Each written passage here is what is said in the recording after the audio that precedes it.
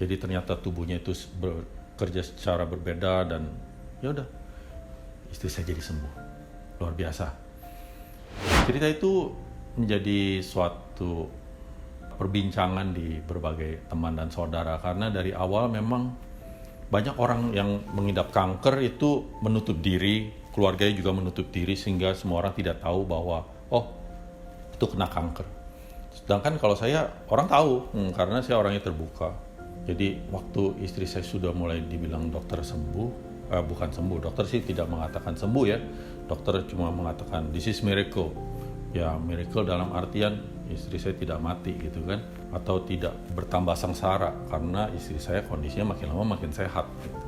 Jadi akhirnya berita tersebar, mulailah digunakan oleh teman yang sudah tahu dari awal ceritanya, yang kena kanker juga.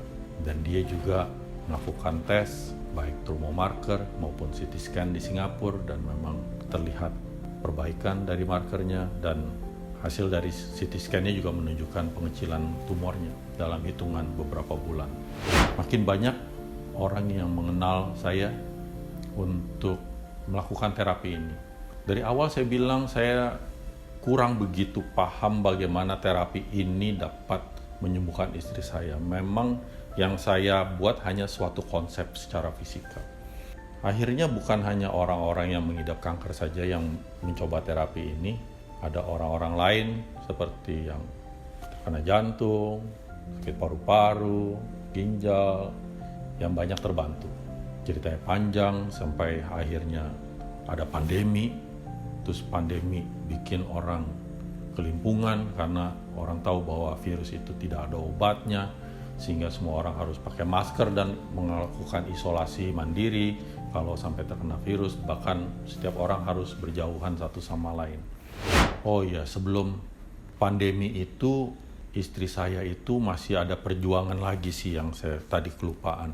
Itu yang stoma yang di perutnya itu saya mau diminta dokter tutup karena menurut saya istri saya sudah sembuh dari kanker. Sedangkan dokter bedah digestif tidak percaya bahwa istri saya sembuh dari kanker karena ya memang masuk akalnya adalah tidak ada orang sembuh dari kanker begitu saja, gitu kan, tanpa suatu treatment dari medis. Ya memang sampai sejauh ini memang medis nomor satu. Ya, saya juga mengakui hal itu. Tapi kasus istri saya memang sangat berbeda.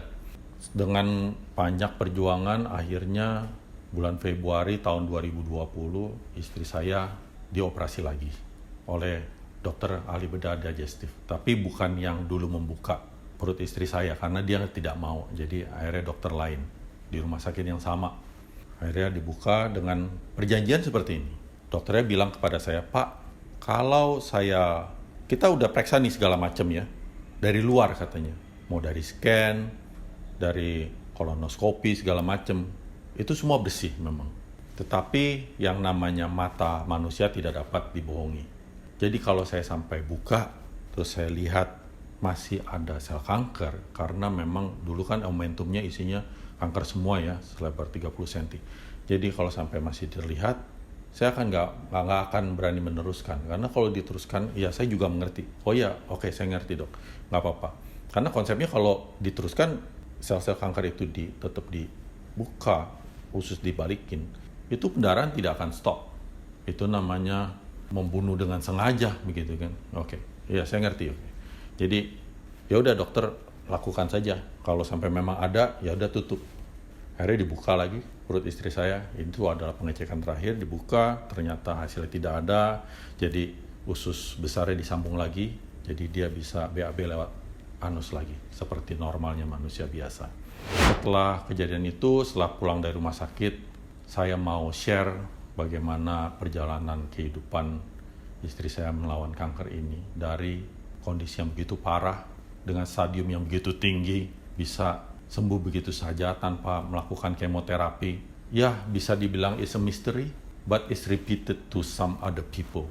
Akhirnya saya menulis buku.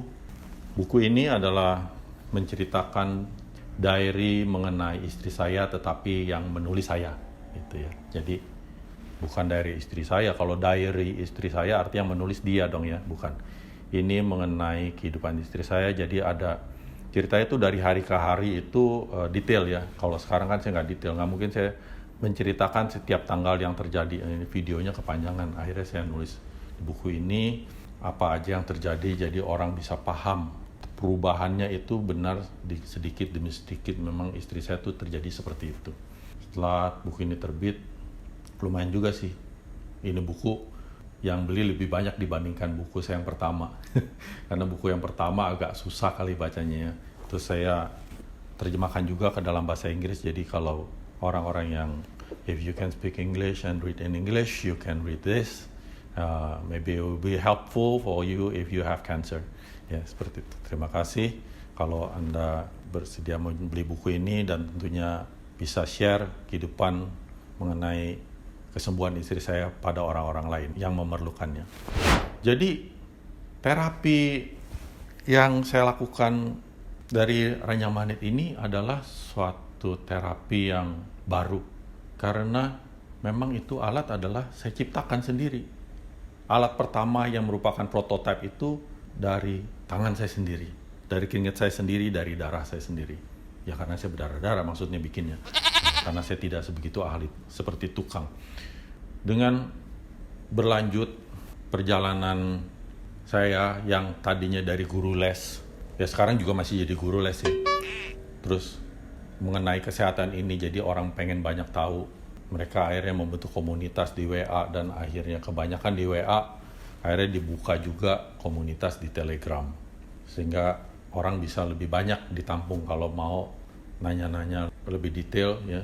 Bisa di Telegram karena ada komunitasnya, bisa bercakap-cakap satu sama lain bagaimana orang mendapatkan manfaat daripada penggunaan magnet ini.